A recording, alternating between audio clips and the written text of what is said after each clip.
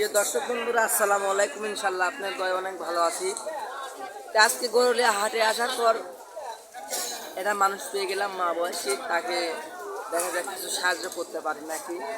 উনি ওখানে দাঁড়িয়ে আছে যে আমি ডাকে আনি। শোনেন, আপনার বাসা কোথায়? কুস্তি গাছা। আপনি এই হাটে আসছেন কালেকশন করতে। আপনার বাড়ির সব বাইচে আছে না কেউ নাই আপনার কামাই করে খাইনি মতো? টাকা মরে গেছে? কতদিন হয়েছে? মনে নাই। দর্শক বন্ধুরা, অলরেডি আর মনে হয় যে মাথায় কিছু সমস্যা আছে জন্য তাক্ষণ বললো, যাতে বলতে পারে না। বলতে পারলো তো আর কালেকশন করতে আসতো না। হ্যাঁ নাই বাইক আছে। দর্শক বন্ধুরা দেখেন, এরকম মানুষ যে আসে তাদেরকে দেখে আমার সহ্য হয় না যে আমার আম্মু কিংবা আমার বাবা কিংবা আমি যদি এরকম যদি হয়ে যাই তাহলে কেমন কাহা যায়। সবাই দোয়া করবেন আন্টির জন্য।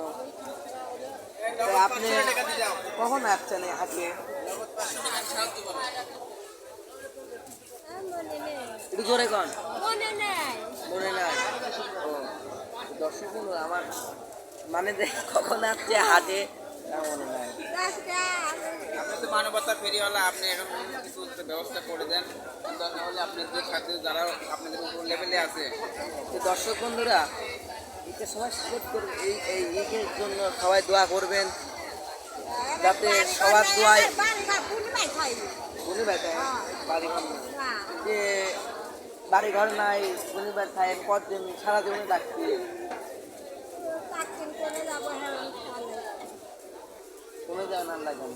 দর্শক বন্ধুরা, এর মাথায় কিছু সমস্যা আছে, যে সবাই জন্য দোয়া রাখবেন। আমি যতটুক পারি ততটুকু তাকে আমি দিচ্ছি। ইটালিয়ান চলে।